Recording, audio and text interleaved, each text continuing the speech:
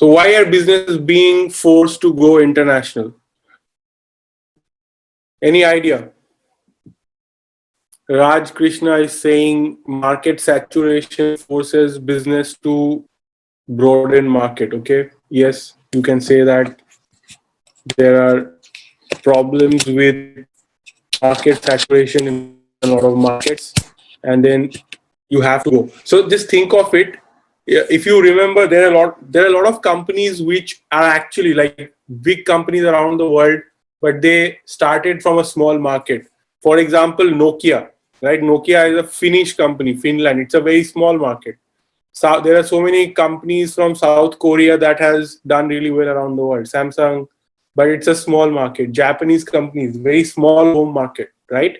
And they were forced to expand into the world, and they have become really big forces around the world, despite they hailing from a small market. And it is said that sometimes when your company is from a small market, you are forced to go international quickly.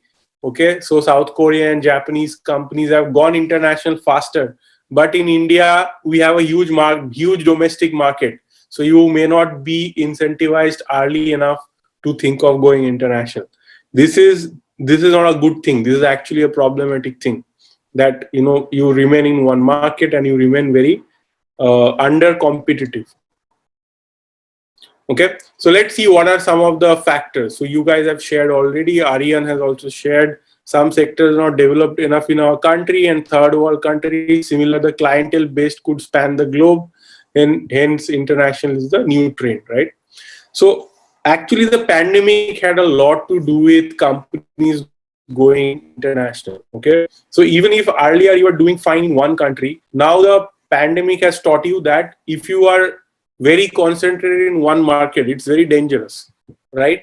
So if you see the pandemic, it did not spread evenly in the world. It's not like everywhere pandemic happening at the same time. Different places, different reactions, different levels of lockdown, different problems. Some countries did not even do any lockdown at all. In other countries, there were very strict lockdowns, and businesses got really badly affected, right? So people have started realizing that if they are extremely, I mean, they are not able to keep track of things. If they're just in one country, there are a lot of risks associated with that country, right? And anytime a disaster happens, you are very vulnerable. You don't even have a second market to turn to. Right now, think of this: that there was a company which was operating in India, but also operating at the same time also operating in Dubai, and also operating in, I don't know, maybe Japan, right? So what happens is that that company was very much stable compared to a company which was only operating in India, because they had several other markets where they could remain in business. Even if one market is affected, they can be in good shape in another market. Even if in one market a competitor is taking them to cleaners, there are other markets where they are effective. And people have realized that this is a very critical thing to operate to globally, because makes you much more stable, and because your risks are diversified. International companies have big talent and learning advantages, right? So if you're operating in different countries, then you are tapping into talent pool of different countries. And not only that, your managers are learning about different countries, and you can bring them in from different countries, right? So it's very, very important. International companies have huge talent advantages and learning advantages. So imagine if you have faced a pandemic in, let's say, in China during say 2002, or when there was a SARS pandemic, or you have faced Ebola in some African market, then you know exactly what happens in a pandemic. Then your preparations are different. You can apply that learning in a different market, in a different situation. So people who are operating globally, they have much more depth in terms of their strategies, their knowledge and learning, and ability to deal with things. Cost arbitrage, definitely, because if you have a global operation, if you are producing, I mean, if you have international footprint, what happened? Sorry.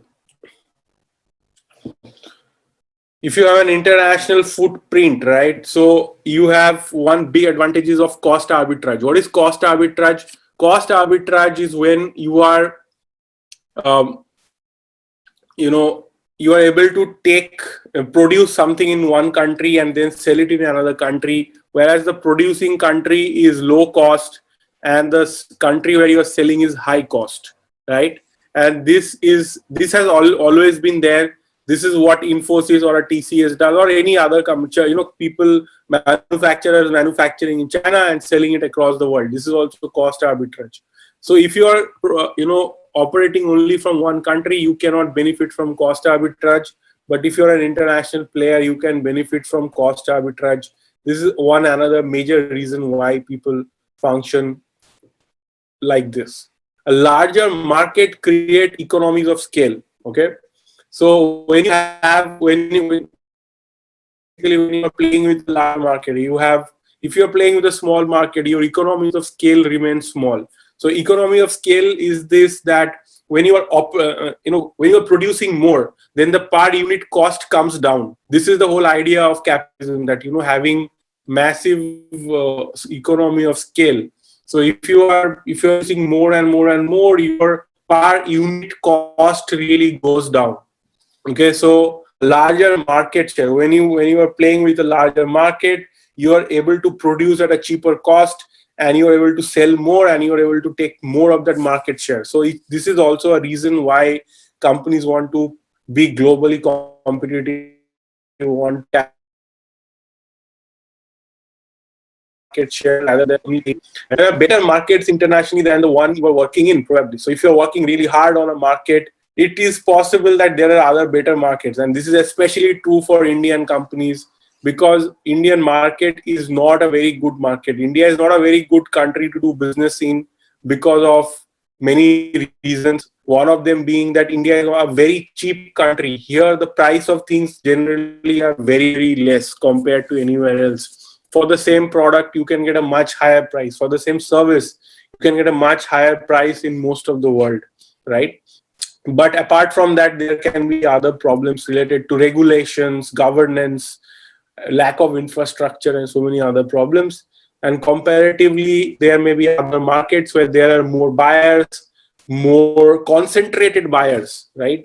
So India is a huge country, but then people who are able to afford your product and services may be spread out in a whole huge country, right? So so there are better. It's not to say that India is a bad market. India is also can be a lucrative market for certain people and getting better. But definitely there are markets which are much better than in India, and a lot of people, I mean, much more profitable markets out there, and people focus on those markets. So if you want to work in only one country, you might miss out on all of that. It's easier to raise capital for international companies. So if you're an international company, you have much better ability to raise capital from international companies. Okay, so this is a very, very important factor.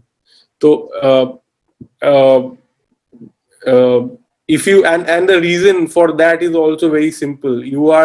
If you're an international player, then basically your chances of success is so much higher that capital venture VCs and private equity companies are much more willing to back you, so you can raise more money and therefore have higher chances of success.